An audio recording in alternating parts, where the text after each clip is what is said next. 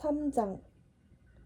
그 다음 주 토요일에 나오코에게 전화가 왔고 일요일에 우리는 데이트를 했다. 데이트라 불러도 좋을 것이다. 그 말 말고는 적당한 표현이 떠오르지 않는다. 우리는 지난번처럼 거리를 걷다가 어느 가게에 들어가 커피를 마시고 다시 걷고 저녁에 밥을 먹고 손을 흔들며 인사하며 헤어졌다. 그녀는 전처럼 변함없이 한두 마디 던질 뿐이었지만 본인은 별로 어색하지 않은 듯했고 나 역시 억지로 얘기를 만들지는 않았다. 문득 생각이 나면 서로 사는 이야기며 학교 이야기를 했지만 이것도 저것도 모두 단편적이었을 뿐 일관된 흐름이 없었다. 우리는 결코 과거 이야기는 하지 않았다. 오로지 거리를 걸었을 따름이었다. 고맙게도 도쿄는 넓어 아무리 걸어도 다 걸을 수 없었다. 우리는 거의 매주 만나 그렇게 걸었다. 그녀가 앞서고 내가 조금 떨어져서 뒤를 따랐다. 나오코는 여러 종류 머리핀으로 늘 오른쪽 귀를 내보이게 꽂고 다녔다. 그즈음 난 늘 그녀의 뒷모습만을 보았기에 그 모습만은 지금도 또렷이 기억한다. 나오코는 부끄러울 때면 늘 머리핀을 만지작거렸다. 그리고 자주 손수건으로 입을 훔쳤다. 손수건으로 입을 훔치는 것은 뭔가 말하고 싶을 때 내보이는 버릇이었다. 그 모습을 지켜보는 사이에 나는 점점 나오코에 대해 호감을 느끼게 되었다. 그녀는 무사시노 외곽에 있는 여대에 다녔다. 영어 교육으로 유명한 아담한 대학이었다. 그녀의 방 근처에는 깨끗한 개천이 흘러 우리는 자주 그 부근을 걸었다. 나오코는 자기 방에 나를 들여 밥을 지어주었지만 둘만 있어도 그녀는 딱히 그 사실을 의식하는 것 같지 않았다. 잡동사니 하나 찾아볼 수 없는 방이라 창가 구석에 걸린 스타킹이라도 없었더라면 도무지 여자의 방이라고는 보이지 않을 정도였다. 그녀는 정말 간소하고 간결하게 살았고 친구도 거의 없는 듯했다. 그런 생활은 고등학교 시절의 그녀를 아는 나에게는 상상하기 힘든 것이었다. 내가 아는 그녀는 늘 화사한 옷을 입고 많은 친구들에게 둘러싸여 있었다. 방을 보자니 그녀 또한 나처럼 대학이란 데 들어가 고향을 떠나 아는 사람 하나 없는 환경에서 새로운 생활을 하고 싶어 했음을 알 수 있었다. 내가 이 대학으로 정한 건 우리 고등학교에서 여기 오는 애가 하나도 없어서야.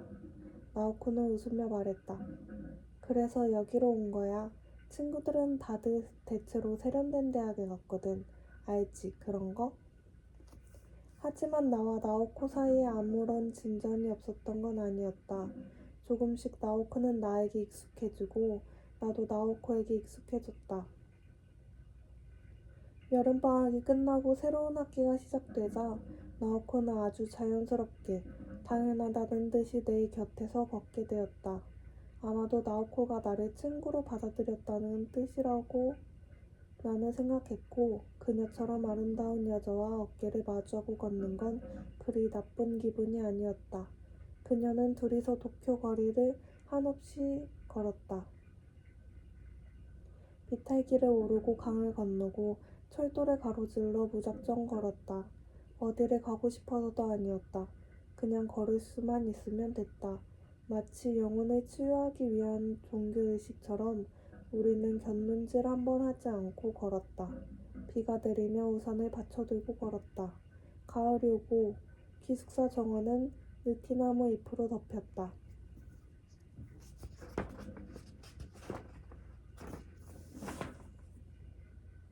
스웨터를 입으니 새로운 계절 냄새가 났다. 나는 신발 한 켤레를 달아 없애고 스웨이드 구두를 새로 샀다. 그즈음 우리가 어떤 이야기를 나누었는지 아무리 애써도 떠오르지 않는다. 아마 그리 대단한 건 없었을 것이다. 여전히 우리는 결코 과거 이야기를 하지 않는다. 기즈키라는 이름도 우리 대화에 거의 등장하지 않았다. 그 즈음에는 커피숍에서 아무 말 없이 얼굴만 바라보는 일에도 많이 익숙해졌다. 나오코가 특공대 이야기를 듣고 싶어 해서 나는 자주 그의 이야기를 했다. 특공대는 같은 과 여자애, 당연히 지리학과와 한 번 데이트를 하러 나갔다가 저녁 나절이 되어 풀 죽은 모습으로 돌아왔다. 6월 어느 날의 일이었다. 그는 나에게 저 와타나베 여자랑 무슨 이야기를 해, 늘? 하고 물었다. 어떻게 대답했는지 기억나지 않지만 아무튼 그 친구가 물어볼 상대를 잘못 고른 것만은 분명했다. 7월에 누군가 그 친구가 없는 틈을 타서 암스테르담 운하 사진을 떼어내고 그 대신에 샌프란시스코 금문교 사진을 붙여놓았다. 금문교를 보면서도 과연 자위를 할 수 있는지 알고 싶다는 이유 하나 때문이었다. 되게 좋아하더라 하고 내가 적당히 지어내 말했더니 이번에는 누군가가 빙산 사진으로 바꾸어 버렸다. 사진이 바뀔 때마다 특공대는 몹시 혼란스러워했다. 도대체 누가 이런 짓을 하는 거야? 그는 투덜댔다. 글쎄, 그렇지만 좋잖아. 사진도 근사하고 말이야. 누가 있건 고맙지 뭐. 그런 말로 나는 그를 달랬다. 하긴 그렇기도 한데 기분은 나빠. 특공대 이야기를 해주면 나오코는 반드시 웃었다. 잘 웃지 않는 그녀를 웃겨보려고 자주 특공대 이야기를 하긴 했지만 솔직히 말해 그를 웃음거리로 만드는 게 그리 유쾌하지만은 않았다. 그는 그다지 유복하지 않은 가정에서 자란 좀 지나치게 성실한 성격의 셋째 아들이었을 뿐이다. 그리고 지도를 제작하는 것만이 그의 소박한 삶 가운데 소박한 꿈인 것이다. 누가 그런 그를 웃음거리로 삼을 수 있을까? 그러나 특공대 개그는 기숙사 안에서도 이제는 빼놓을 수 없는 화제 가운데 하나로 자리잡아 이제 와서 내가 바로잡으려 한들 불가능한 일이었다. 또한 나오코의 웃음 띤 얼굴을 바라보는 것이 나에게는 더없이 즐거운 일이었다. 그래서 나는 모든 사람들에게 특공대 이야기를 제공했던 것이다. 나오코는 나에게 딱 한 번 좋아하는 사람이 없느냐고 물었다. 나는 헤어진 여자의 이야기를 했다. 좋은 애였고 그녀와 자는 것도 좋았고 지금도 때로 그리운 생각이 들긴 하지만 무슨 영문인지 마음이 움직이지 않았다고 나는 말했다. 아마도 내 마음속에 딱딱한 껍질 같은 것이 있어서 그것을 뚫고 그 속까지 파고들 존재는 거의 없다고. 그래서 누군가를 사랑할 수 없는 게 아닐까 하고. 지금까지 누군가를 사랑한 적 없니? 나오코가 물었다. 없어. 나는 대답했다. 그녀는 더 묻지 않았다. 가을이 끝나고 차가운 바람이 거리를 휩쓸고 갈 무렵이 되자 그녀는 때로 내 팔에 몸을 기대기 시작했다. 두꺼운 더플코트 천 너머 나는 나오코의 숨결을 어렴풋이 느낄 수 있었다. 그녀는 내 팔에 팔을 걸기도 하고 내 코트 주머니에 손을 찔러 넣기도 하고 정말 추울 때에는 내 팔에 매달리듯 하며 몸을 떨기도 했다. 하지만 그뿐이었다. 그녀의 몸짓에 그 이상의 의미는 없었다. 나는 늘 코트 주머니에 두 손을 찔러 넣은 채 걸었다. 나도 나오코도 고무 밑창에 달린 신발을 신은 탓에 발소리는 거의 들리지 않았다. 도로에 떨어진 메마른 플라타너스 이파리를 밟을 때만 바스락바스락 마른 소리가 났다. 그 소리를 들을 때마다 나오코가 가련하다는 생각이 들었다. 그녀가 갈구하는 것은 내 팔이 아니라 다른 누군가의 팔이다. 그녀가 원하는 것은 나의 온기가 아니라 다른 누군가의 온기이다. 내가 나라는 이유로 뭔지 모를 미안한 기분이 들었다. 겨울이 깊어지면서 그녀의 눈이 이전보다 더 투명해진 듯했다. 갈 곳 없는 투명함이었다. 때로 나오코는 별다른 이유도 없이 마치 뭔가를 애타게 찾는 사람처럼 내 눈을 가만히 들여다보았고 그럴 때마다 나는 쓸쓸함인지 애절함인지 모를 묘한 기분에 사로잡혔다.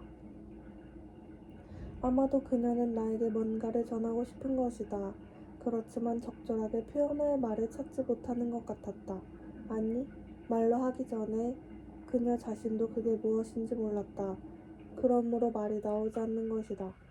그래서 그녀는 자주 머리핀을 만지작거리고 손수건으로 입을 훔치거나 내 눈을 아무 의미 없이 가만히 들여다보는 것이다. 할 수만 있다면 나오코를 안아주고 싶었지만 늘 망설이다가 그만두었다. 혹시나 그 탓에 나오코가 상처를 입지는 않을까 싶어서였다. 우리는 변함없이 도쿄 거리를 걸었고 나오코는 허공 속에서 말을 찾아 헤맸다. 기숙사 애들은 나오코에게 전화가 걸려오거나 일요일 아침에 내가 외출할 때마다 나를 놀려댔다. 하긴 당연히 나에게 애인이 생겼다고 다들 생각한 것이다. 설명할 방법도 없고 할 필요도 없는 것이라 뭐라 한들 난 그냥 내버려 두었다. 저녁 때 기숙사로 돌아오면 반드시 누군가가 다가와 어떤 체위를 했는지, 그녀의 그곳이 어떤 느낌이었는지, 팬티는 무슨 색이었는지 그런 유치한 질문을 했고 나는 그럴 때마다 아무렇게나 대답해 두었다. 그러는 동안 나는 18에서 19이 되었다. 해가 뜨고 해가 저물고 붓기가 올라갔다가 내려갔다. 그리고 일요일이 되면 죽은 친구의 여자친구와 데이트를 했다. 도대체 지금 내가 무엇을 하는지, 무엇을 하려 하는지 도무지 알 수가 없었다. 대학 수업에서 클로데를 읽고 라신을 읽고 예이젠시테인을 읽었지만 그런 책들은 나에게 어떤 것도 말해주지 않았다. 나는 대학에서 친구를 하나도 만들지 않았고 기숙사 동료들과도 그냥 아는 사이 정도로 지냈다. 기숙사 동료들은 내가 늘 혼자서 책을 읽으며 시간을 보내니까 작가를 지망하는 것으로 생각하는 듯 했는데 작가가 될 생각은 별로 없었다. 뭐가 되고 싶다는 생각은 하지도 않았다. 나는 그런 기분을 나오코에게 몇 번이나 이야기하려 했다. 그녀라면 내 생각을 어느 정도 정확히 알아주지 않을까 싶었기 때문이다. 그러나 표현할 만한 말을 찾을 수 없었다. 참 이상하다는 생각이 들었다. 이건 마치 그녀의 말찾기 병에 옮아버린 것 같다고.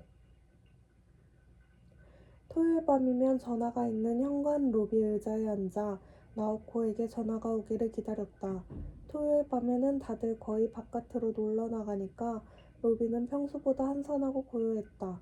나는 늘 그런 침묵의 공간 속에 이리저리 흩어져 떠다니는 빛의 입자를 바라보며 내 마음을 찾으려고 애써 보았다. 도대체 나는 무엇을 원하는가? 도대체 사람들은 나에게 무엇을 원하는 걸까? 그러나 대답다운 대답을 찾을 수 없었다. 나는 때때로 공중에 떠다니는 빛의 알갱이를 향해 손을 뻗어보기도 했지만 손가락 끝에는 아무것도 닿지 않았다. 나는 책을 즐겨 읽었지만 많이 읽는 타입은 아니고 마음에 드는 책을 잡으면 몇 번씩 반복해서 읽는 편이다. 그즈음 내가 좋아했던 작가는 트루먼 커포티, 존 업다이크, 스콧 피츠제럴드, 레몬 챈들러 등이었는데 학교에서나 기숙사에서나 그런 종류 소설을 좋아해서 읽는 인간은 하나도 없었다. 다른 애들은 주로 다카하시 가즈미, 오에 겐자부로, 미시마 유키오 또는 현대 프랑스 작가의 소설을 즐겨 읽었다. 당연히 이야기가 통하지 않았고 나는 혼자서 묵묵히 책만 읽었다. 하나를 잡으면 몇 번이나 거듭 읽었고 때로 눈을 감고 책의 향기를 가슴 깊이 들이마셨다. 책 향기를 맡고 페이지에 손을 대는 것만으로 나는 행복할 수 있었다. 18살 때 나에게 가장 다가온 책은 존 업다이크의 켄타우로스였지만 몇 번 거듭 읽는 사이에 조금씩 처음의 광채를 잃고 피츠제럴드의 위대한 개츠비의 최고 자리를 넘겨주었다.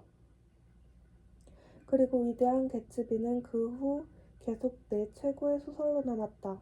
불현듯 생각나면 나는 책꽂이에서 위대한 개츠비를 꺼내 아무렇게나 페이지를 펼쳐 그 부분을 집중해서 읽곤 했는데 단 한 번도 나를 실망시키지 않았다. 한 페이지도 재미없는 페이지는 없었다. 어떻게 이리도 멋질 수가 있을까 감탄했다. 사람들에게 그게 얼마나 멋진 소설인지를 알려주고 싶었다. 그러나 내 주변에 위대한 개츠비를 읽어본 인간은 하나도 없었고 읽어보겠다는 생각을 할 만한 인간조차 없었다. 1968년에 스콧 피츠제럴드를 읽는다는 것은 반동으로 지목될 정도는 아니라 하더라도 결코 장려할 만한 행위는 아니었다.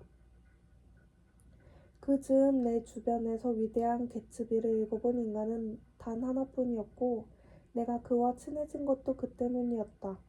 나가사와라는 도쿄대 법학부에 다니는 학생으로 나보다 2학년 위였다. 우리는 같은 기숙사에 살아서 서로 얼굴 정도만 아는 사이였는데 어느 날 내가 식당에서 볕이 잘 드는 자리에 앉아 햇볕을 쬐며 위대한 개츠비를 읽는데 옆에 다가와 뭘 읽느냐고 물었다. 위대한 개츠비라고 대답했다. 그는 재미있느냐고 물었다. 지금 3번째 읽는데 읽을수록 재미있는 부분이 늘어난다고 대답했다. 위대한 개츠비를 3번이나 읽을 정도면 나하고 친구가 될 수 있을 것 같은데. 그는 혼잣말처럼 중얼거렸다. 그리고 우리는 친구가 되었다. 10월 어느 날의 일이었다. 나가사와라는 사내는 자세히 알수록 참으로 묘했다. 나는 인생을 살아오면서 묘한 인간을 많이 보고 사귀기도 하고 스쳐 지나가기도 했지만 그만큼 기묘한 인간은 처음이었다. 그는 내가 도저히 따라잡을 수 없을 만큼 대단한 독서가였는데 사후 30년이 지나지 않은 작가는 기본적으로 읽지 않았다. 그런 책만 난 신용할 수 있어. 하고 그는 말했다. 현대 문학을 신용하지 않는다는 말은 아니야. 나는 시간의 세례를 받지 않은 것을 읽는데 귀중한 시간을 소모하고 싶지 않아. 인생은 짧으니까. 나가사와 선배는 어떤 작가를 좋아하는데요? 나는 물어보았다. 발자크, 단테, 조지프 콘레드, 디킨스. 그는 곧바로 대답했다. 별로 현대적인 작가는 아니네요. 그러니까 읽는 거지.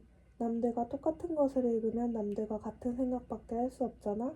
그딴 건 촌놈이나 속물의 세계야. 제대로 된 인간이라면 그런 부끄러운 짓은 안 해. 와타나베, 알겠어? 이 기숙사에서 조금이나마 제대로 된 인간은 나하고 너뿐이라고. 나머지는 모두 쓰레기나 같다고 보면 돼. 어떻게 그런 걸 알 수 있어요? 나는 어이가 없어 물어보았다. 난 알아. 맞박에 간판을 단 것처럼 난 알아. 보기만 해도. 게다가 우리들은 위대한 개츠비를 읽었고. 나는 머릿속으로 계산해 보았다. 그렇지만 스콧 피츠제럴드가 죽은 지는 아직 28년밖에 되지 않았는데요. 그럼 또 어때? 2년 정도?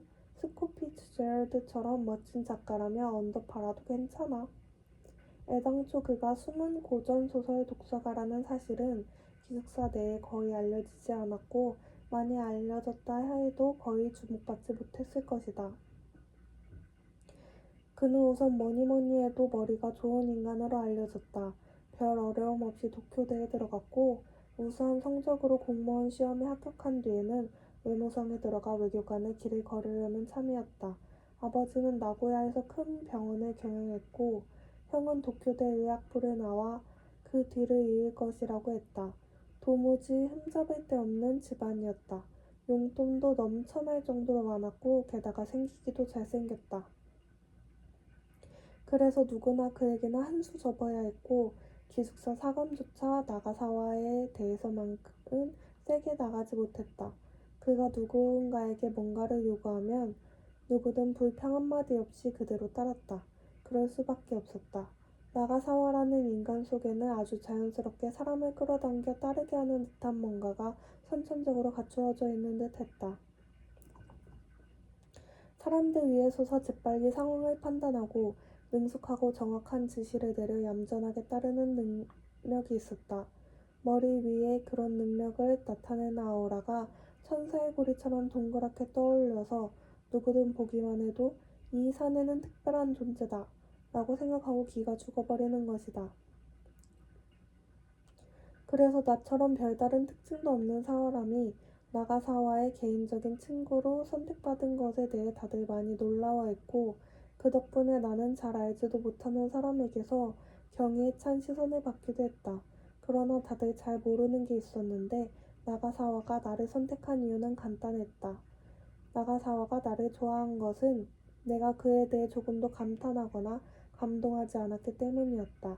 나는 그의 아주 기묘한 인간성의 한 부분, 어딘지 모르게 비뚤어진 부분에 대해 흥미를 느끼긴 했지만 공부를 잘한다든지 아우라를 뿜어낸다든지 남자답다 한다든지 하는 데에서는 눈꼽만큼도 관심이 없었다. 그에게는 나의 그런 태도가 몹시 신기하게 보였을지도 모른다. 나가사와는 몇 가지 서로 상반되는 특성을 아주 극단적인 형태로 소유한 사내였다. 그는 때로 나조차 감동해버릴 만큼 상냥하게 굴다가도 동시에 무서울 정도로 음침한 저애를 드러내기도 했다. 깜짝 놀랄 만큼 고귀한 정신과 구제할 길 없는 속물 근성이 동시에 있는 사람이었다. 사람들을 거느리고 낙천적인 태도로 거침없이 앞으로 나아가면서도 그 마음은 우물한 늪의 바닥처럼 외롭게 몸부림쳤다. 나는 그의 모순된 내면을 처음부터 선명하게 느꼈고 다른 사람들 눈에는 왜 그런 내면이 보이지 않는지 이해할 수 없었다. 이 사내도 나름의 지옥을 살아가는 것이다. 그러나 기본적으로 나는 그에게 호감을 품었던 것 같다. 그의 가장 큰 미덕은 정직이었다. 그는 결코 거짓말을 하지 않았고 자신의 오류나 결점을 인정하는 데도 거침이 없었다. 자신에게 불리한 부분이라도 감추려 하지 않았다. 나에 대해서는 늘 친절했고 이런저런 도움도 주었다. 그가 그렇게 해주지 않았더라면 나의 기숙사 생활은 아주 복잡하고 불쾌했을 것이다. 그래도 나는 그에게 한 번도 마음을 열지 않았고 그런 면에서 나와 그의 관계는 나와 기즈키의 관계하고는 완전히 다른 것이었다.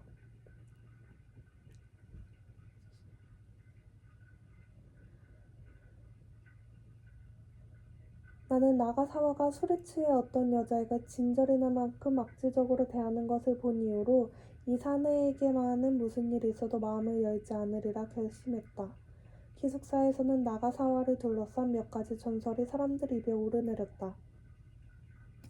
그중 하나는 그가 민달팽이를 3마리 먹어치웠다는 것이고 또 하나는 그의 물건이 워낙 대단해서 지금까지 여자 100명을 해치웠다는 것이었다. 민달팽이 이야기는 사실이었다. 내가 물었더니 그는 아, 그거 사실이야? 하고 말했다. 아, 아주 큰 놈으로 3마리 먹었지. 왜 그런 걸 먹었어요? 뭐 일이 좀 있었어. 내가 이 기숙사에 들어오던 해 신입생하고 상급생 사이에서 알력이 좀 있었어. 9월이었지 아마? 내가 신입생 대표로 상급생하고 단판을 지으러 갔어. 상대는 우익분자의 목도 같은 걸 들고 말이야. 도저히 단판을 지을 분위기가 아닌 거야. 내가 그랬지. 좋습니다. 내가 할 수 있는 일이면 뭐든 하겠습니다. 그걸로 끝내주세요. 그랬더니 너 민달팽이 먹어 하는 거야.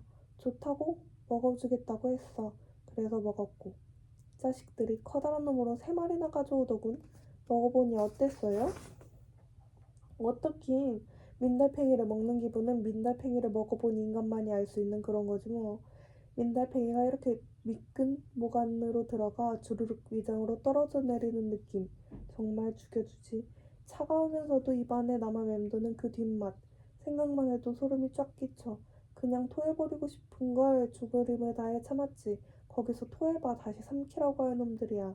결국 3마리 다 먹어치웠지. 다 먹고는 어떻게 했는데요? 물론 방으로 돌아와서는 소금물을 왕창 들이켰어. 그거 말고 뭘 했겠어. 그럴만도 하네요. 그 후로 아무도 나를 건드리지 않았지. 상급상을 포함해서는 아무도. 민달팽이를 3마리나 먹어치울 인간. 나 말고는 아무도 없어. 없을 겁니다. 나는 인정했다. 물건 크기를 확인하는 건 간단했다. 같이 목욕을 하면 된다. 그것은 꽤 대단했다. 100명을 상대했다는 건 과장이었다. 75명 정도 아닐까? 하고 그는 잠시 생각하다가 말했다. 정확히는 모르지만 일은 넘겼다고. 내가 1명이라고 하자. 그런 건 쉬운 얘기야 너. 하고 그는 말했다. 다음에 나랑 한번 하러 가자. 걱정하지 마. 바로 할 수 있으니까. 나는 그때 그의 말을 결코 믿지 않았지만 실제로 해보니 너무 간단했다. 너무 간단해서 맥이 빠져버릴 정도였다. 그와 함께 시부야나 신주쿠의 바인지 술집인지 하는 대로 가서 가게는 거의 정해져 있었다. 적당한 여자 2명이 팀을 오면 말을 걸고 세상에는 둘이서 다니는 여자가 가득했다. 술을 마시고 호텔로 가서 섹스를 했다. 아무튼 그는 말을 잘했다. 딱히 대단한 이야기를 하는 것도 아닌데 그가 말을 하면 여자애들은 대체로 넋이 나가서 그 이야기를 푹 빠져들고 그러다 술을 너무 마셔 취해버리고 그와 자게 된다. 게다가 그는 잘생겼고 친절하고 센스가 있어서 여자애들은 같이 있기만 해도 기분이 좋아지는 것이다. 그리고 나에게는 참으로 신기한 일이었지만 그와 함께 있으면 나마저도 갑자기 매력적인 남자로 보이는 것 같았다. 내가 나가사와의 재촉을 받아 뭔가 말을 하면 여자애들은 마치 그를 대하는 것과 똑같이 내 이야기에 크게 감탄하기도 하고 웃기도 했다. 모든 것이 나가사와의 마력 덕분이었다. 정말 대단한 재능이라고. 나는 그때마다 감탄할 수밖에 없었다. 거기에 비한다면 기즈키의 재능은 거의 어린애 장난 같은 것이었다. 도무지 스케일이 달랐다. 그렇게 나가사와의 그런 능력에 휩쓸려 같이 놀면서도 나는 기즈키가 굉장히 그리웠다. 기즈키가 얼마나 성실한 친구였는지 새삼 느낄 수밖에 없었다. 그는 자신의 작은 재능을 오로지 나오코와 나를 위해 사용했다. 그에 비해 나가사와는 그 압도적인 재능을 마치 게임이라도 하듯 사방에 뿌리고 다녔다. 대체로 그는 자기 눈앞에 앉은 여자들과 진짜로 자고 싶었던 것도 아니었다. 그에게는 그저 단순한 게임이 지나지 않았다. 나로 말하자면 사실 낯선 여자와 자는 것을 그리 좋아하지는 않았다. 성욕을 철회하는 방식으로는 괜찮았고 여자애를 끌어안는다든지 몸을 만지고 부비는 것 자체는 즐거웠다. 그러나 아침에 헤어지는 일이 가장 어색하고 싫었다. 눈을 뜨면 곁에 낯선 여자가 쿨쿨 잠들었는데 방 안에는 술 냄새가 가득하고 침대도 조명도 커튼도 죄다 러브호텔 특유의 질척한 분위기에 내 머리는 숙취로 멍하기만 하다. 이윽고 여자가 눈을 뜨고 곰지락거리며 속옷을 찾는다. 그리고 스타킹을 신으면서 근데 어젯밤에 그거 확실히 꼈지? 나 좀 위험한 날이었거든. 이라고 한다. 그러고는 거울을 향해 머리가 아프다는 둥, 화장이 잘 받지 않는다는 둥, 뭐라 투덜거리며 립스틱을 바르고 속눈썹을 붙인다. 그런 게 난 싫었다. 그래서 아침까지 같이 있지 않는 것이 좋았지만 12시 기숙사 통금을 신경 쓰면서 여자를 꼬실 수도 없는 노릇이고 해서 물리적으로 불가능한 일이다. 무슨 수를 쓰든 외박증을 끊어야 했다. 그러면 어쩔 수 없이 아침까지 버티다 자기 혐오와 환멸에 사로잡힌 채 기숙사로 돌아오는 것이다. 햇빛은 너무 눈부시고 입안은 까칠까칠하고 내 머리가 아닌 듯했다. 나는 그런 식으로 서너 번 여자와 자고 나서 나가사와에게 물어보았다. 이런 짓을 70번 넘게 하다니 지겹지도 않느냐고. 이 허망한 짓거리에 환멸을 느낀다면 네가 제대로 된 인간이란 증거고 진짜 환영할 일이야. 처음 보는 여자하고 그 짓을 해서 얻을 수 있는 건 아무것도 없어. 자기 혐오와 피로뿐이니까. 그건 나도 마찬가지야. 그런데 왜 그렇게 열심히 해요? 그거 설명하기가 좀 어렵네. 왜 있잖아. 도요토옙스키가 도박에 대해 쓴 글 알지? 그거랑 마찬가지야. 주위에 가능성이 가득한데 그냥 못 본 척하고 지나치기는 정말 어려운 일이니까 그거. 알겠어? 알 것 같기도 하네요. 해가지고 여자들이 거리로 나와 이곳저곳 어슬렁거리며 술을 마셔. 여자들은 뭔가를 갈구하고 난 그 목마름을 해소해 줄 수 있어. 그건 정말로 간단한 일이야. 수도꼭지를 틀고 물을 마시는 것만큼이나 간단해. 그런 여자 눈 깜짝할 사이에 잡아뜨릴 수 있고 여자들도 그러기를 바라. 그게 바로 가능성이란 거지. 그런 가능성이 눈앞에 굴러다니는데 그냥 지나칠 수 있어? 스스로 능력이 있고 그런 능력을 발휘할 수 있는 찬스가 눈앞에 있는데 넌 그냥 지나칠 거야? 그런 걸 느낀 적이 없어서 난 잘 모르겠어요. 뭔지 상상도 안 가는데요. 난 웃으며 말했다. 어떤 의미에서 행복한 거야, 그건? 나가사와가 부잣집 아들이면서 이런 기숙사에 들어온 것도 바람둥이 기질 때문이었다. 도쿄에서 혼자 살면 제멋대로 여자랑 놀아날 것이라 생각했던 그의 아버지가 강제로 4년 동안 기숙사 생활을 하게 한 것이다. 그러나 나가사와한테 그런 건 아무래도 상관없는 일로 그는 기숙사 규칙 따위는 그다지 마음에 두지 않았고 마음 가는 대로 생활했다. 기분이 나면 외박증을 끊어 헌팅에 나서거나 여자친구네 방으로 갔다. 외박 허가를 받는 건 꽤 귀찮은 일이었지만 그의 경우는 거의 프리패스였고 그가 옆에서 한마디 거들면 나도 그냥 통과였다. 나가사와한테는 대학 입학 때부터 사귀는 정식 여자친구가 있었다. 하스미라는 동갑내기 여자로 나도 몇 번 만난 적이 있는데 정말 느낌이 좋았다. 눈을 확 끌 만큼 대단한 미인은 아니고 오히려 평범하게 짝이 없는 얼굴의 소유자라 처음에는 나가사와 같은 사람이 왜 이런 여자를? 하고 생각했지만 조그만 이야기를 나누어 보면 누구든 그녀에게 호감을 느끼지 않을 수가 없었다. 그녀는 그런 타입이었다. 따스하고 이지적이고 풍부한 유머 감각에 배려심 깊고 늘 세련되고 우아한 차림새였다. 나는 그녀가 정말 좋아서 내게 이런 애인이 있으면 절대로 다른 여자하고는 자지 않을 거라고 생각했다. 그녀도 내가 마음에 들었는지 동아리 후배로 소개해 줄 테니 넷이서 데이트하자고 열심히 권했지만 나는 과거의 실패를 떠올리며 적당히 얼버무리고 말았다. 하스미가 다니는 대학은 부잣집 여자애가 많기로 유명한 곳인데 그런 여자애와 내가 이야기가 맞을 리 없었다. 그녀는 나가사와와 아주 열심히 여자를 낚아즐기며 다닌다는 사실을 알면서도 그걸 비밀로 그에게 불평한 적은 단 한 번도 없었다.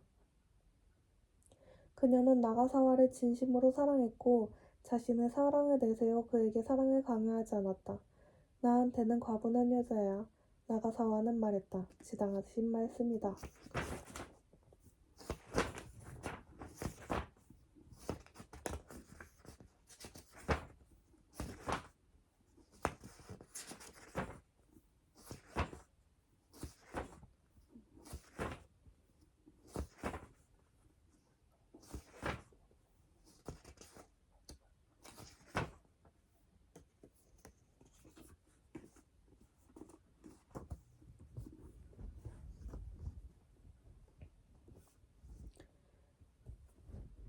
겨울에 들어 나는 신주쿠에 있는 작은 레코드 가게에서 아르바이트를 시작했다. 급료는 그저 그랬지만 일이 쉬운 데다 일주일에 3번 야근만 하면 돼서 편했다. 레코드도 싸게 살 수 있었다. 크리스마스 때 나는 나오코에게 그녀가 가장 좋아하는 Dear Heart가 든 헨리 웨신이의 레코드를 선물했다. 순수 포장해서 빨간 리본을 달았다. 나오코는 직접 짠 털실 장갑을 주었다. 엄지손가락 부분이 조금 짧았지만 따스하기는 했다. 미안, 손재주가 너무 없어서. 나오코는 부끄러운 듯 빨개진 얼굴로 말했다. 괜찮다니까. 봐, 이렇게 들어가잖아. 나는 장갑을 껴보였다. 이제 코트 주머니에 손을 집어넣지 않아도 되겠지? 나오코는 말했다. 나오코는 그 겨울 고베로 돌아가지 않았다. 나도 연말까지는 아르바이트도 있어서 결국 도쿄에 남았다. 고베로 돌아간들 그다지 재미있는 일도 없고 만나고 싶은 사람도 없었다. 설 연휴 동안은 기숙사 식당이 문을 닫아서 나는 그녀의 방에 가서 밥을 얻어 먹었다. 우리는 떡을 볶고 간단히 떡국을 끓여 먹었다. 1969년 1월부터 2월에 걸쳐 많은 일들이 일어났다. 1월 말에 특공대가 갑자기 40도 가까이 열을 내며 들어누웠다. 그 탓에 나는 나오코와 데이트 약속을 날려버리고 말았다. 나는 애써 콘서트 초대권 2장을 마련해서 나오코를 초대했다. 나오코가 아주 좋아하는 브람스의 교향곡 4번 연주라서 그녀는 그날을 잔뜩 기대했다. 그런데 특공대가 침대에서 괴로워서 뒹굴며 금방이라도 죽을 것 같은 상태가 되어 그냥 내버려 두고 나갈 수 없었다. 나 대신에 간병해줄 마음 좋은 사람을 찾을 수도 없었다. 나는 얼음을 사서 비닐봉지 몇 장 안에 가득 채워 찜질을 해주고 수건으로 땀을 닦아주고 1시간마다 온도를 재고 셔츠도 갈아입혀 주었다. 열은 하루 종일 내려가지 않았다. 그러나 이틀째 아침이 되자 그는 벌떡 자리에서 일어나더니 마치 아무 일 없었다는 듯이 체조를 시작했다. 체온을 재보니 36.2도였다. 도저히 인간으로는 보이지 않았다. 정말 이상해. 여태 한 번도 열 같은 건 난 적이 없는데 특공대는 마치 내 잘못이라도 되는 듯한 투로 말했다. 그렇지만 열이 났잖아. 나는 욱해서 쏘아주었다. 그리고 그 때문에 휴지 조각이 되어버린 티켓 2장을 보여주었다. 초대권이라 다행이네. 특공대는 말했다. 나는 놈의 라디오를 창밖으로 던져버리고 싶었지만 갑자기 두통이 일어 이불 속으로 파고들어 잠을 잤다. 2월에는 몇 번 눈이 내렸다. 2월 말에 난 아무것도 아닌 일로 같은 동에 사는 상급생을 때렸다. 상대는 콘크리트 벽에 머리를 찧었다. 다행히 큰 상처는 없었고 나가사와가 중지해서 원만하게 해결되었지만 나는 사감실로 불려가 주의를 받았고 그 탓에 기숙사 생활이 많이 불편해졌다. 그렇게 학년이 끝나고 봄이 왔다. 나는 몇 과목을 실패하고 말았다. 성적은 평범했다. 태반이 C 아니면 D였고 B가 몇 개 있는 정도였다. 나오코는 망친 과목 하나 없이 2학년을 맞이했다. 계절이 한 바퀴 돈 셈이다. 4월 중순에 나오코는 20살이 되었다. 나는 11월생이니까 그녀가 나보다 7달 정도 빠르다.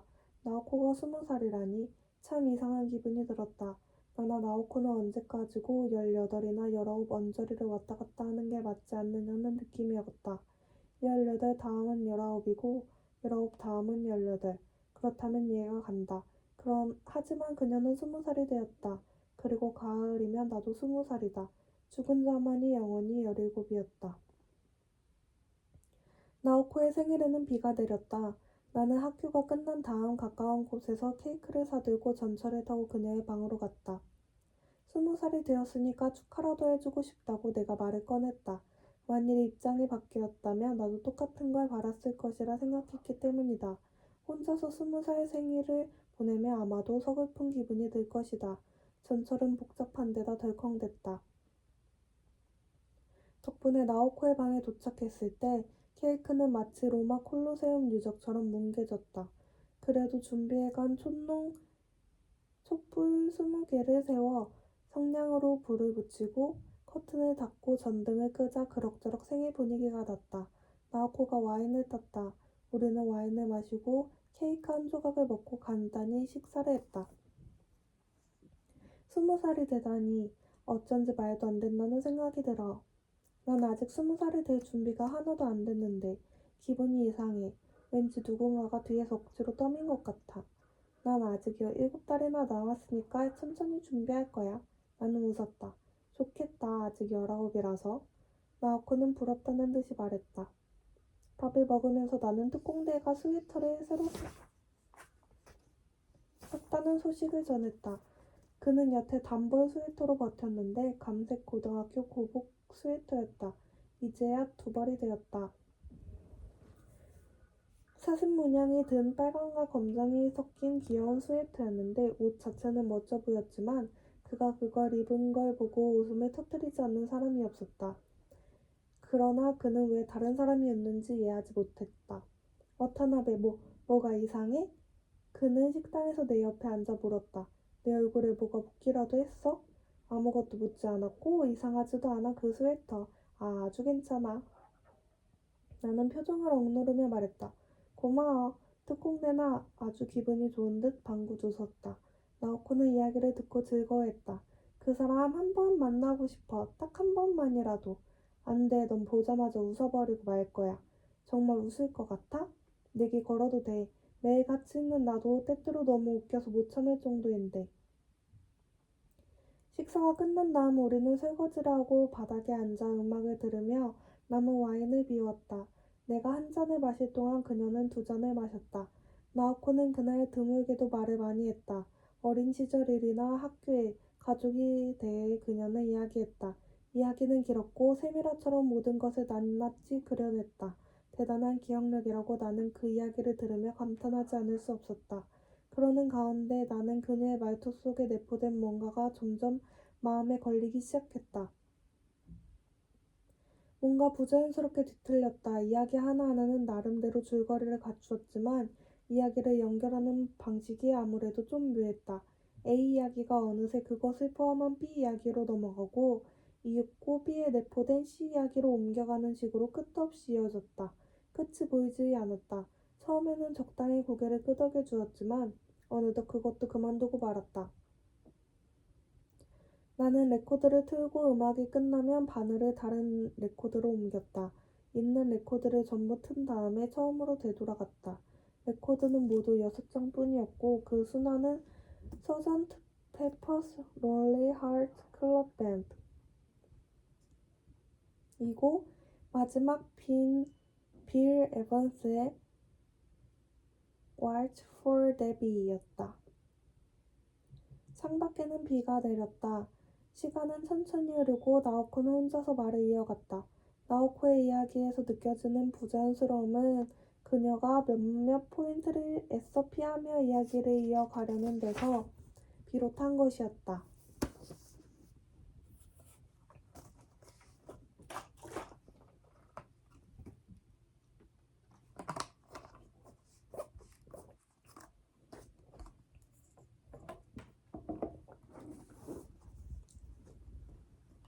물론 기즈키도 그 포인트 가운데 하나였지만 그녀가 애써 외면하려는 것이 그것만은 아님을 난 깨달았다.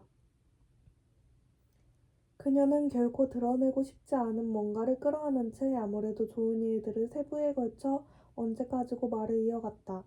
그렇지만 나오코가 이야기에 몰두하는 것은 처음이었기에 나는 그녀가 원하는 만큼 말하게 내버려 두었다. 그러나 11시쯤이 되자 나도 조금 불안해졌다.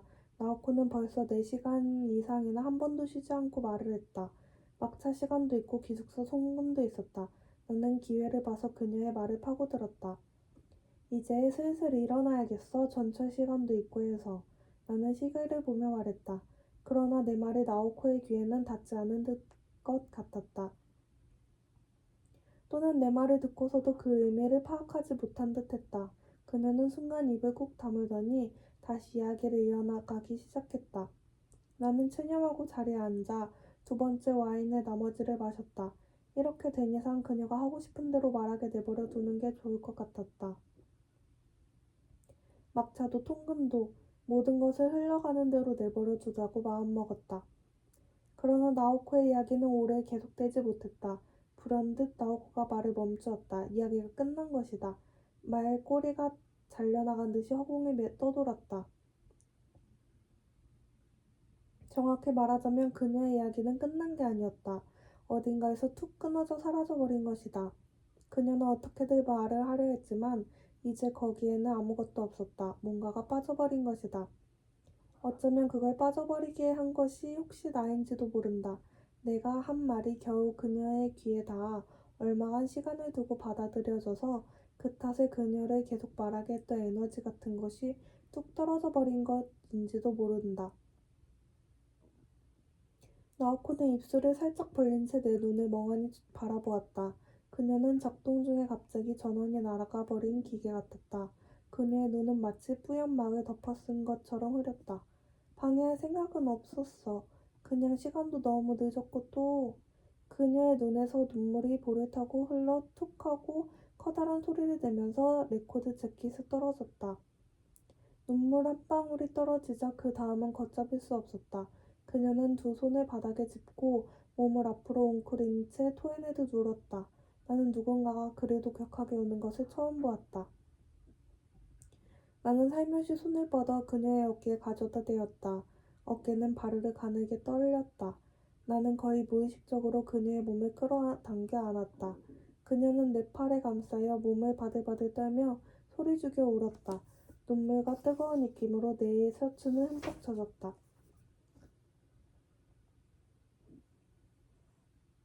나오코의 손가락 10개가 예전에 거기 있던 소중한 뭔가를 찾아 헤매듯 내 등을 더듬었다. 나는 왼손으로 나오코의 몸을 떠받치고 오른손은 곧게 뻗은 부드러운 머리카락을 쓰다듬었다.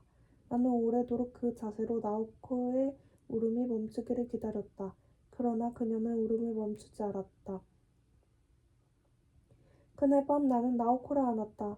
올바른 행동이었는지 아닌지 난 모른다. 20년 가까이 지난 지금도 모르겠다. 아마도 영원히 모를 것 같다. 그렇지만 그때는 그것 말고 어쩔 도리가 없었다. 그녀는 흥분한 상태였고 혼란에 빠졌고 나를 통해 그것을 가라앉히고 싶어 했다. 나는 불을 끄고 천천히 부드럽게 그녀의 옷을 벗기고 내 옷도 벗었다. 그러고 나서 서로를 안았다. 비 내리는 따스한 밤. 우리는 벌거벗었지만 추위를 느끼지 않았다. 나와 나오코는 말없이 서로의 몸을 더듬었다. 나는 그녀에게 입을 맞추고 손으로 부드럽게 유방을 감쌌다. 나오코는 딱딱해진 나의 페니스를 잡았다. 그녀의 질이 따스한 연기를 띠고 젖은 채 나를 원했다. 그래도 내가 안으로 들어가자 그녀는 심하게 아파했다. 처음이냐고 물었더니 나오코는 고개를 끄덕였다. 나는 뭐가 뭔지 알 수 없는 지경에 빠지고 말았다. 나는 줄곧 기즈키와 나오코가 졌다고 생각했기 때문이다. 나는 페니스를 깊이 밀어넣은 채 가만히 오랫도록 그녀를 아는 채로 있었다. 그녀가 안정을 되찾은 것을 확인하고는 천천히 움직이다가 오랫동안 시간을 들여 사정했다. 마지막에 이르러 나오코는 내 몸을 꼭 끌어안고 소리를 질렀다. 내가 지금까지 들어보았던 오르가즘 소리 가운데서 가장 애달팠다. 모든 것이 끝난 다음 나는 왜 기즈키와 자지 않았느냐고 물어보았다. 하지만 그런 건 묻지 말아야 했다. 나오코는 내 몸에서 손을 떼고 다시 소리 없이 울기 시작했다. 나는 벽장에서 이불을 꺼내 그녀를 눕혔다. 그리고 창밖에서 내리는 4월의 비를 바라보며 담배를 피웠다. 아침에 일어나 보니 비는 그쳐 있었다. 나오코는 내게 등을 보이고 잠들어 있었다. 어쩌면 그녀는 한숨도 자지 못하고 줄곧 깨어 있었는지도 모른다. 잠들었건 깨었건 그녀의 입술은 모든 말을 잃었고 몸은 얼어붙은 듯 딱딱했다. 나는 몇 번이나 말을 걸어보았지만 결국 아무런 대답도 듣지 못했고 그녀는 꼼짝도 하지 않았다. 나는 오랫동안 그녀의 벌거벗은 어깨를 바라보다가 체념하고 자리에서 일어나기로 했다. 바닥에는 레코드 재킷과 장과 와인병과 잿더리 같은 것들이 어젯밤 그대로 남았다. 테이블 위에는 무너진 생일 케이크 절반이 남았다. 마치 그곳에서 시간이 갑자기 멈추어 움직이지 않는 것 같았다. 나는 바닥에 흩어진 것들을 끌어모으고 정리한 다음 수돗물을 2컵 마셨다. 책상 위에는 사전과 프랑스어 동사표가 있었다. 책상 앞 벽에는 달력이 붙었다. 사진도 그림도 없는 숫자뿐인 달력이었다. 달력은 새하였다. 메모도 없고 표시도 없었다. 나는 바닥에 떨어진 옷을 주워서 입었다. 셔츠 가슴이 아직도 차갑게 젖었다. 얼굴을 대자 나오코 냄새가 났다. 나는 책상 위의 메모지에 네가 마음을 가라앉히고 나면 천천히 이야기를 나누고 싶어. 가까운 시기에 전화줘. 생일 축하해 하고 썼다. 그리고 다시 한번 나오코의 어깨를 바라보고 방을 나서 문을 살짝 닫았다. 일주일이 지나도 전화는 없었다. 나오코가 사는 연립주택은 전화 연결을 해주지 않는 곳이라 나는 일요일 아침에 고쿠본지까지 찾아갔다. 그녀는 없었고 문에 붙었던 명패가 벗겨졌다. 창에 달린 덧문도 닫힌 채였다. 관리인에게 물어보니 4일 전에 이사를 갔다고 했다. 어디로 갔는지는 모른다고 했다. 나는 기숙사로 돌아가 고베 주소로 그녀에게 긴 편지를 썼다. 나오코가 어디로 이사를 갔든 그녀가 앞으로 가게 될 것이다.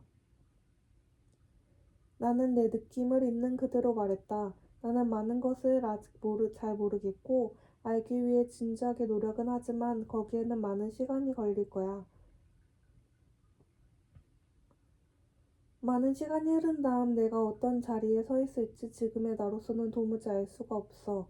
그러므로 나는 너에게 아무 약속도 할 수 없고 뭔가를 요구하거나 그럴듯한 말을 늘어놓을 수도 없어. 무엇보다 우리는 서로를 너무도 몰라. 그렇지만 만일 네가 나에게 시간만 줄 수 있다면 나는 있는 힘을 다할 거고 결국 우리는 서로를 잘 알게 될 거야.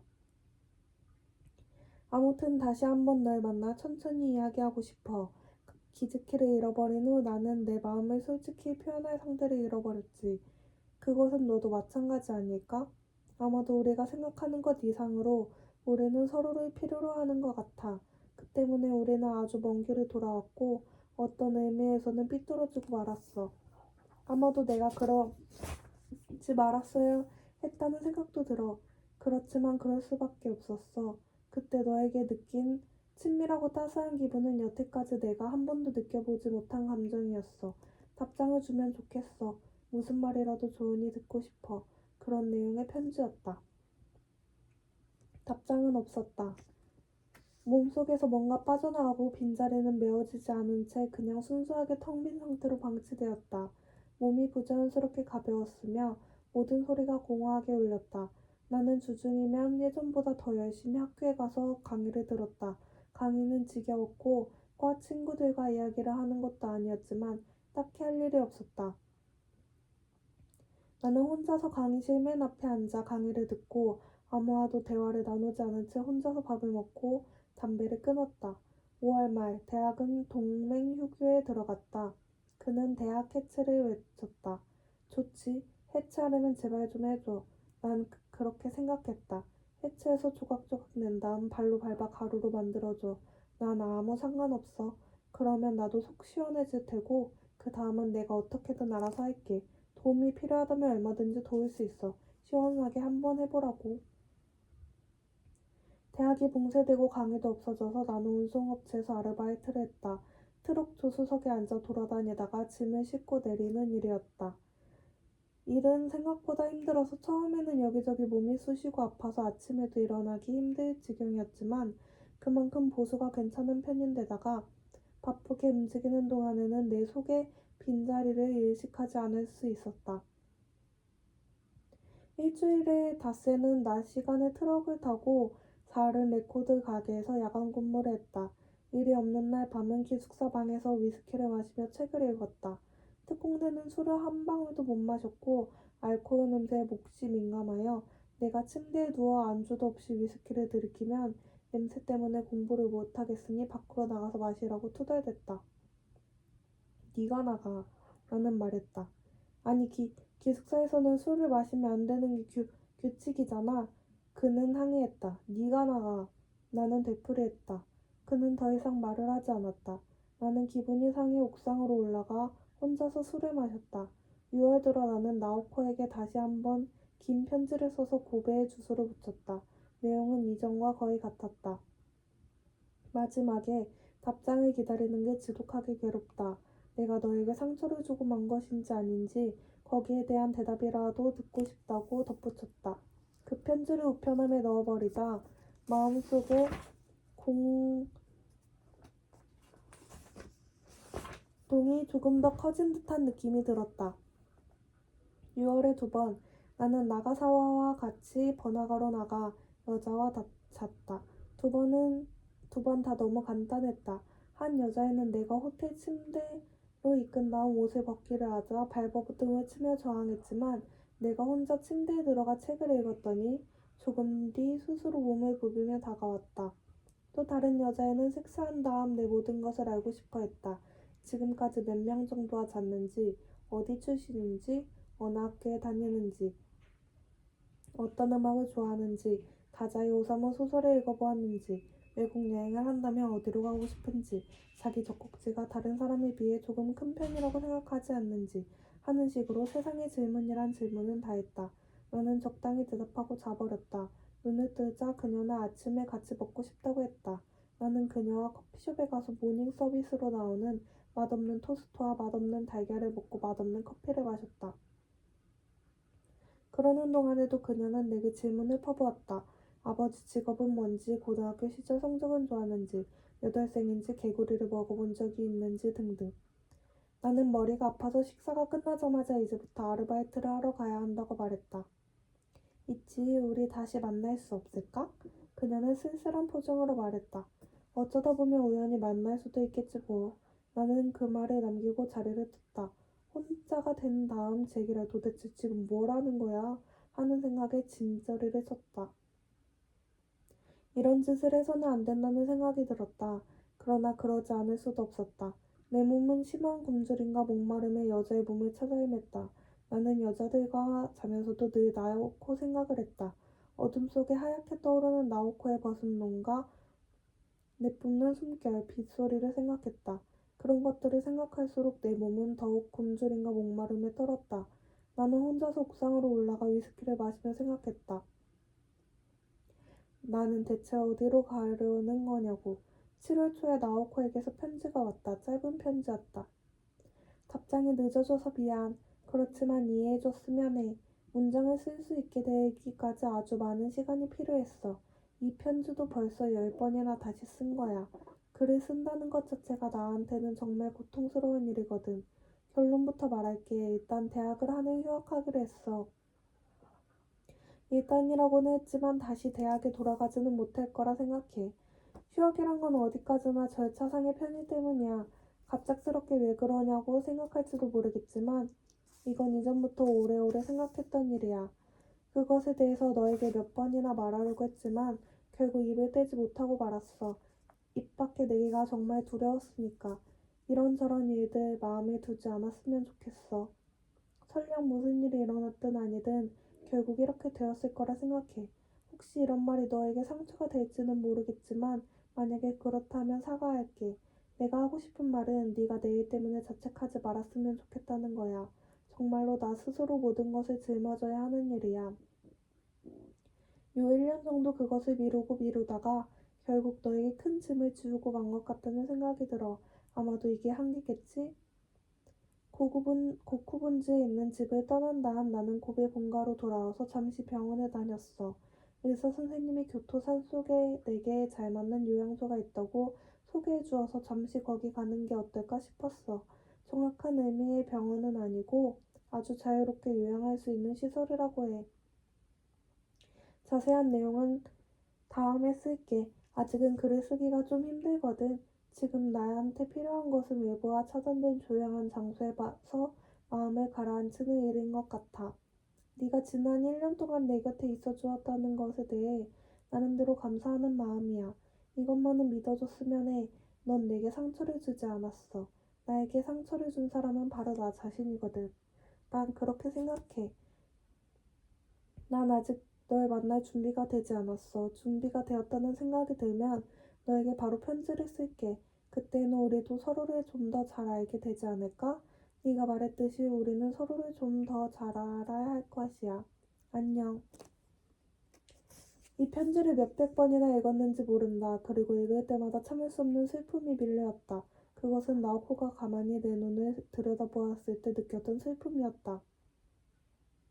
나는 그 애달픈 마음을 어떤 다른 것으로 바꾸어 버릴 수도, 마음속 어떤 장소에 간직할 수도 없었다. 그것은 내 몸을 스쳐가는 바람처럼 아무런 윤곽도 없고 무게도 없었다. 나는 그것을 몸에 두를 수조차 없었다. 풍경이 내 눈앞을 천천히 지나쳤다. 그들이 하는 말은 내 귀에 닿지 않았다. 토요일 밤이 되면 나는 변함없이 로비에 놓인 의자에 앉아 시간을 보냈다. 어디 전화가 올 때도 없었지만 달리 할 일도 없었다. 나는 늘 텔레비전 야구 중계를 켜놓고 보는 척했다.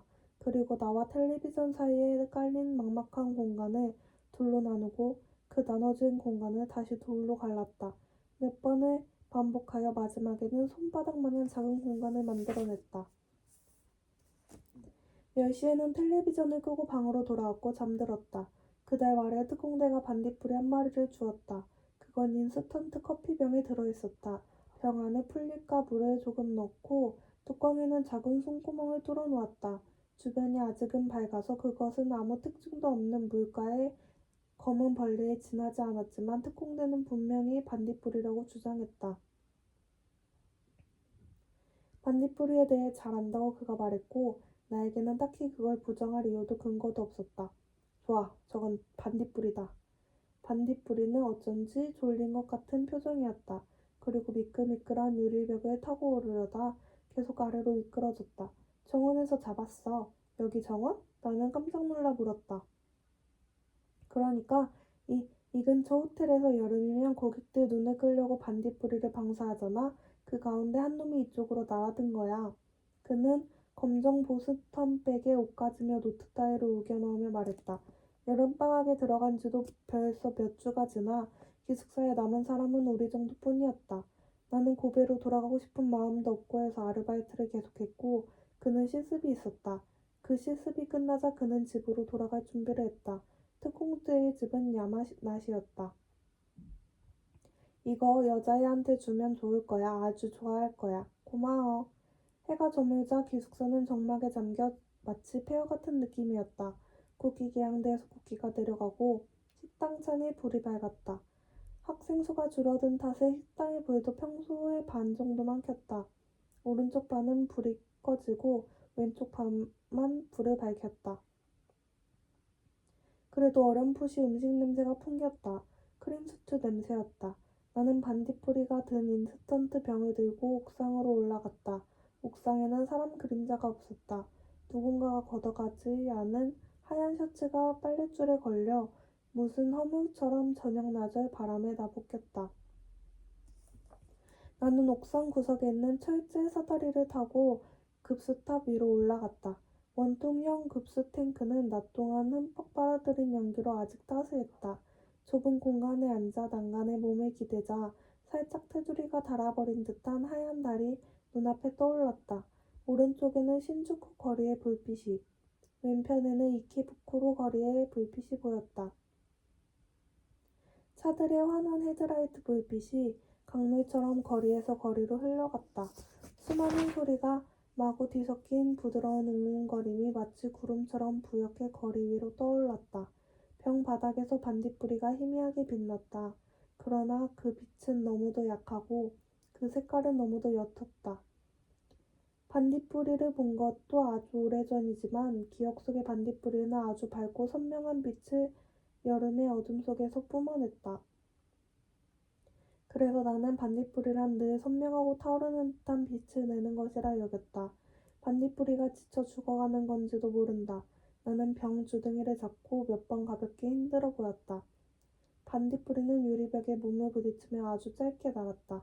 그러나 여전히 희미하게 빛날 따름이었다. 언제 마지막으로 반딧불이를 봤는지 생각해 보았다. 대체 어디였을까 그곳은? 나는 그 풍경을 떠올릴 수 있었다. 그러나 장소와 시간을 알 수 없었다. 밤에 어두운 물소리가 들렸다. 벽돌로 쌓아올린 구식 수문도 있었다.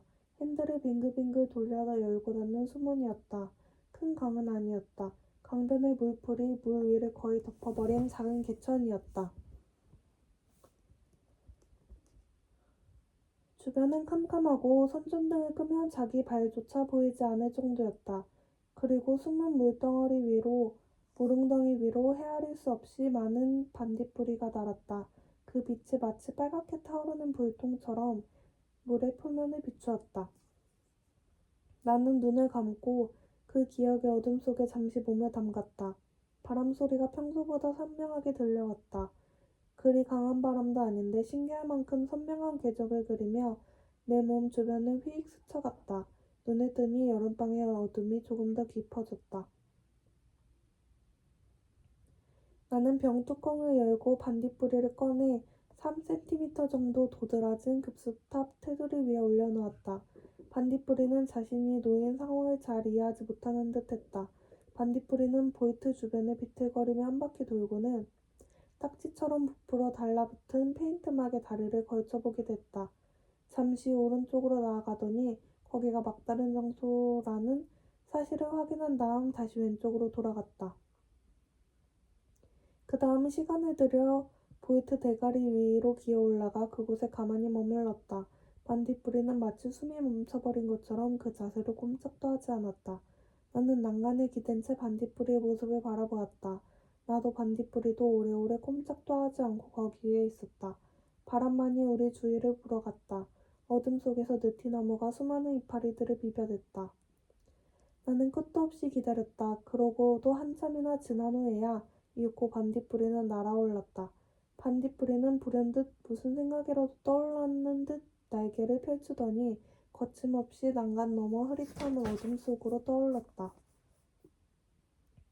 마치 잃어버린 시간을 되찾으려는 듯 급수탑 곁에서 재빨리 원을 그렸다. 그리고 그 빛의 선이 바람에 잠겨들 동안 잠시 그곳에 머물렀다가 이윽고 동쪽으로 날아갔다. 반딧불이가 사라져버린 다음에도 그 빛의 궤적은 내 속에 오래오래 머물렀다. 눈을 감으면 그 작고 희미한 불빛은 짙은 어둠 속에 갈 곳 잃은 영혼처럼 언제까지고 떠돌았다. 나는 어둠 속으로 몇 번이나 손을 뻗어보았다. 손가락에는 아무것도 닿지 않았다. 그 작은 빛은 언제나 내 손가락 조금 앞에 있었다.